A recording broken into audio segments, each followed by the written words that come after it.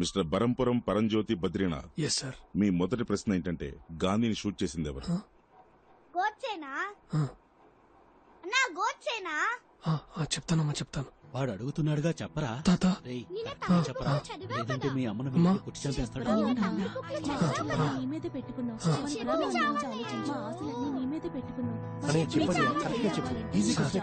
ఇద్దరు సార్, ఇద్దరు సిక్కులు, సత్వంత్ సింగ్, పియాన్ సింగ్ ఆవిడతో పాటు నడుచుకుంటూ వెళ్తున్నారు. 33 బుల్లెట్లు తిరిగి టప్పున కాల్చారు సార్. అందులో 30 బుల్లెట్లు ఆవిడ శరీరంలోకి దిగబడ్డాయి. సార్ మీరు అడిగింది ఇందిరాగాంధీ గురించే కదా సార్? ఎందుకంటే నేను ఎంఫిల్ చదివాను సార్. మహాత్మా గాంధీని చంపింది గాడ్సే అని ఫస్ట్ క్లాస్ పిల్లాడిని అడిగినా చెప్తాడు సార్.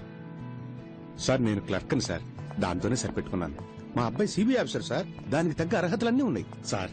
ఏ పిల్లాడైనా చదువుకునేటప్పుడు డాక్టర్ అవుతానో, ఇంజనీర్ అవుతానో, కలెక్టర్ అవుతానో అంటాడు. కానీ మా అబ్బాయి చిన్నప్పటి నుంచి సిబిఐ ఆఫీసర్ అవుతానని అనేవాడు. నాకు కల అదే సార్, వాడు ఆశయం కూడా అదే సార్. అందుకే ఆల్ ది బెస్ట్ రా. రేయ్ ఈసారైనా పోలీస్ అవుతావుగా? అవుతాను రా. రే బస్ వచ్చింది చూడు, ఈసారి మిస్ అవ్వకూడదురా. ఉద్యోగం రండి. అవుతాను రా. డబ్బులు ఇవ్వకుండా వెళ్ళిపోతున్నారా? అన్నా టీకి డబ్బులు ఇచ్చాలన్నా. ఎంఏ ఎంఫిల్ చదివారు కానీ క్లర్క్ ఉద్యోగానికి అప్లై చేశారు. తెలుసు సార్. ఈ ఉద్యోగానికి మీ క్వాలిఫికేషన్ ఎక్కువ తెలుసా? నేను సైకిల్ స్టాండ్ లో టోకన్లు ఇచ్చే పని చేస్తున్నాను సార్. నాకు ఇది పైలట్ లాంటి జాబ్ సార్. నాకు ఓకే సార్. నేను రికమెండేషన్ కోసం రాలేదమ్మా. రేపు ఇంటర్వ్యూలు ఉన్నాయంటగా, అది మీరే చేస్తున్నారని తెలిసింది. ఉత్తమ్ దాస్ గారు కూడా ఉన్నారంటగా. మా అబ్బాయికి ఉన్న అర్హతలకి గ్యారంటీగా పాస్ చేస్తాడు. కానీ మా వాడు మధ్యలో తింగరాశేసి నా పరువు తీస్తాడేమో అని భయంగా ఉంది. మీరే కాపాడాలమ్మా. నేను చూసుకుంటాను. చాలా థ్యాంక్స్ అమ్మా. గొడుగు గురించి చెప్పాను. ఇదేంటిది? వేరే ఏదైనా జాబ్ చూసుకోవచ్చు కదరా, ఎందుకు నా పోలీస్ అని పడిచేస్తావు? పైగా మీ ఆవిడ తిడుతోంది, వేరే పని ఏదైనా వెతుక్కోవచ్చుగా. రేయ్ మనం కోరుకున్నది జరగాలంటే కొంత టైం పడుతుందా? పెళ్ళాన్ని తిడుతుందని లక్ష్యాన్ని మార్చుకోలేమురా. రేపు పెళ్ళైతే తెలుస్తుంది. అన్నా అన్నా అన్నా నా ఉద్యోగం గురించి చెప్పాను కదన్నా, ఏమైంది? వెంకటస్వామి చెప్పాడని చెప్పు. సరే నేను ఇంతకు ముందే చెప్పాను, నువ్వు ఒకసారి అయ్యగారు నా డబ్బులు అడిగితే నేను ఇవ్వలేనన్నా. నేను ఆల్రెడీ చెప్పాను, నువ్వు వెళ్ళి కాలు పని అయిపోతుంది. కాసు ఇరుక్కా మిస్టర్ పాండ్యన్? இல்ல ఇది కేవలం క్లర్క్ జాబ్ అయినా కాస్ట్ డిపాజిట్ కట్టాలి. అంత డబ్బు మీ దగ్గర ఉందా?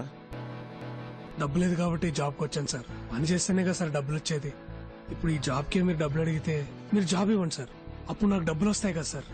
ఆ డబ్బులు మీకు ఇచ్చి ఈ జాబ్ నేను కొనుక్కుంటాను సార్. మీరు నాకు డబ్బులు ఇస్తారా సార్?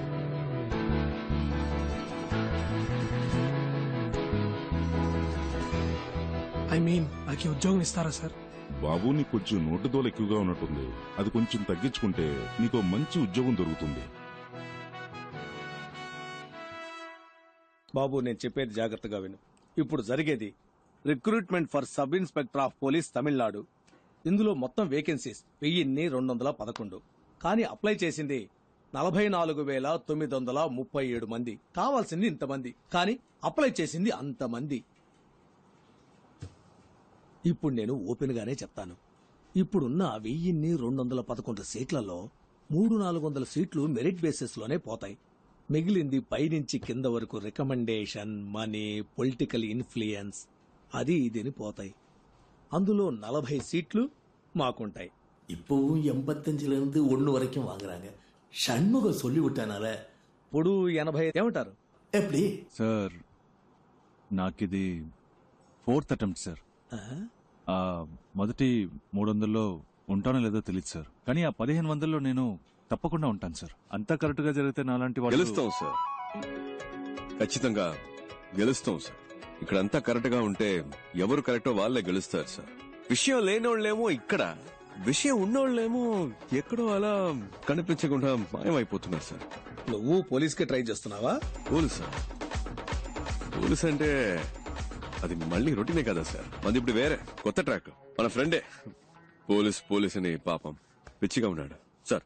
ఒక ఇంటర్వ్యూకి వెళ్తున్నాం సార్, ఏదో తప్పు చేస్తున్నాం, ఏదో మిస్ అయ్యాం. అప్పుడు ఆ జాబ్ రాకపోతే ఓకే, కానీ కరెక్ట్ గా పర్ఫార్మ్ చేసి క్వాలిఫికేషన్ ఉండి అప్పుడు ఆ ఉద్యోగం రాకపోతే ఇంటికెళ్ళి అద్దం ముందు నిలబడినప్పుడు మన ఏంటి, మనకేం తక్కువ, మన బతుకేంటి ఏంటో బుర్ర పంచేది పిచ్చెక్కుతుంది సార్. అలా పిచ్చెక్కకుండా ఉండాలంటే 75 రెడీ చేయమని చెప్తున్నా.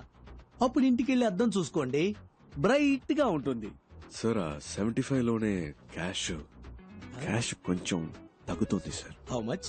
ఒక 74 అంతే సార్. అడ్జస్ట్ అవుతారా సార్? ఆ వెయ్యి కూడా బయట ఒకతను, అతని పేరేంటి? కలవడానికి వచ్చేటప్పుడు బయట ఒకరు తీసుకున్నారు సార్. నా టైం వేస్ట్ చేయకండి. ఈ రోజు నా బర్త్డే. అరే సార్ పుట్టినరోజు శుభాకాంక్షలు sir. Many more happiness of the day. 30 complete అయిందా సార్? బయటికి పోండి. సార్ సార్ లేదు. సారీ ఇచ్చేస్తాం సార్. ఇచ్చేద్దాం రా. సార్. లేదు సార్, వాడికి ఇవ్వడం పాపం అలవాట్లేదు సార్. నేను ఇస్తాను సార్. అదేదో త్వరగా ఇచ్చేసి. సార్ నేను ఇస్తాను రా.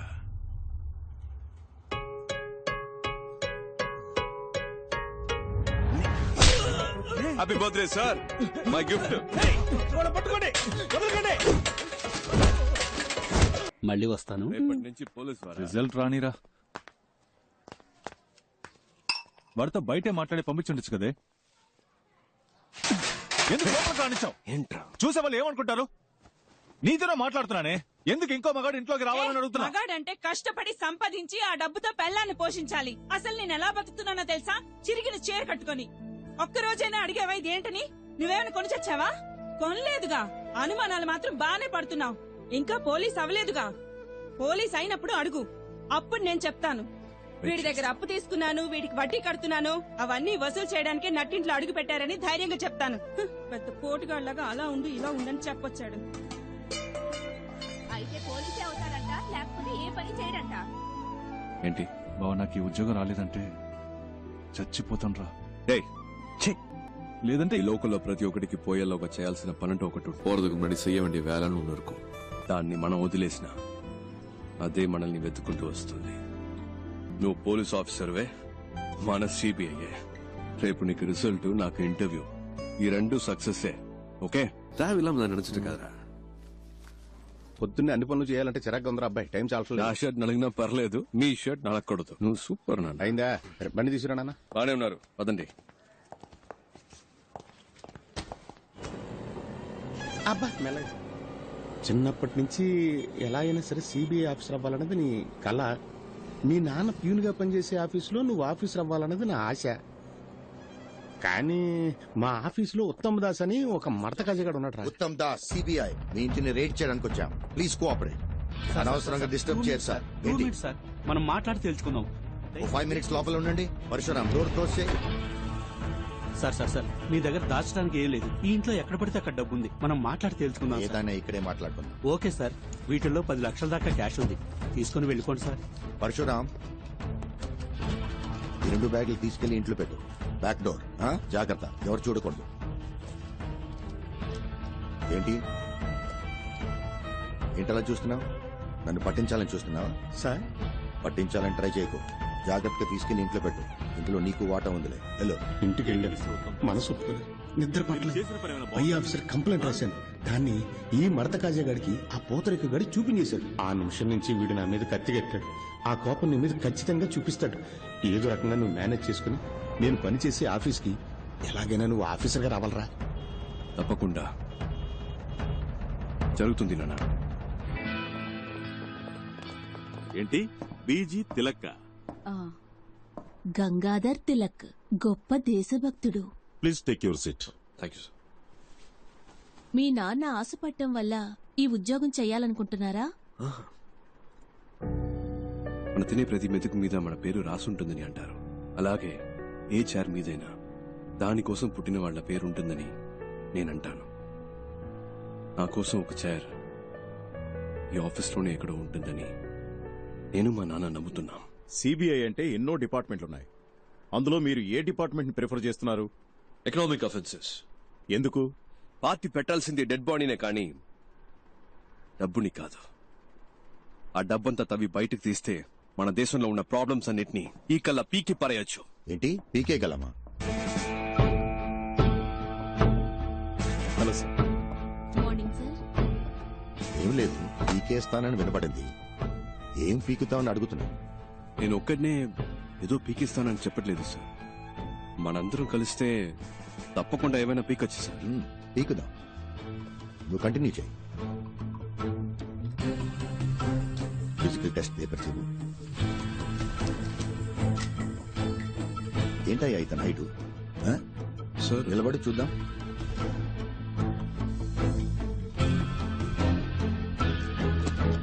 స్ట్రైట్ గా నిల్చో. స్టిఫ్ గా నించో. ఏంటి సార్, ఓకేనా? Is qualified sir. కూర్చో. హైట్ చాలా ఇంపార్టెంట్ మ్యాన్. నువ్వు డ్యూటీలో జాయిన్ అయిన తర్వాత నీ పై ఆఫీసర్ తప్పు చేస్తాడు. అంతెందుకు, లంచమే తీసుకున్నాడు అనుకో, నువ్వేం చేస్తావు?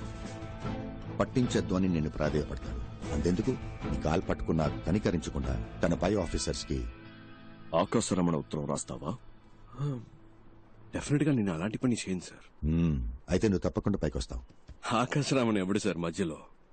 నా పేరు, అడ్రస్ రాసి మంచి పాస్పోర్ట్ సైజ్ ఫోటో అంటించి బాగా ఓపెన్ గానే చేసి, సస్పెండ్ కాదు సార్, డిస్మిస్ అవ్వడానికి కావలసిన అన్ని పనులు చేసి వాడిని, సారీ సార్, వారిని రచ్చరచ్చ చేస్తాను సార్.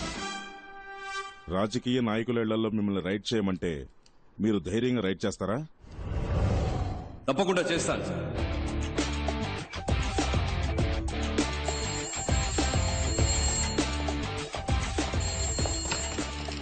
హలో హలో, సిబిఐ నుంచి మాట్లాడుతున్నాం సార్. స్టేషన్ ఇన్స్పెక్టర్ ఎవరు? ఇవాళ ఆయన లీవ్ సార్. నేను సబ్ ఇన్స్పెక్టర్ మాట్లాడుతున్నాను. నేనే ఇన్ఛార్జ్. ఓకే, మీ పేరేంటన్నారు? చిరంజీవి సార్. చిరంజీవి, నేను చెప్పేది జాగ్రత్తగా వినండి. ఇవాళ ఒక రైడ్ చేయబోతున్నాం. వెంటనే ఇంకో ఎస్ఐ లేదా ఇతర కానిస్టేబుల్స్, ముఖ్యంగా ఒక లేడీ కానిస్టేబుల్ గాంధీ బొమ్మ దగ్గరకు వచ్చేయండి. టీమ్ గా అక్కడి నుంచి రైడ్కి వెళ్తాం. అర్థమైంది సార్. Okay, got it?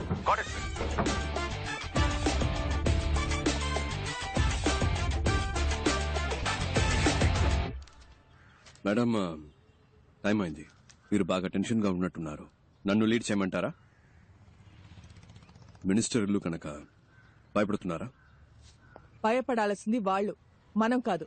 మనసులో భయం పెట్టుకుని ఇలాంటి పనులన్నీ చేయలేం. స్టేషన్ లో చెప్పేశారా? చెప్పండి మేడం. ఇన్స్పెక్టర్ లేడు, ఎస్ఐ ఉన్నాడు. పేరేంటి? చిరంజీవి. వెహికల్స్ చెప్పేశారా? Yes madam.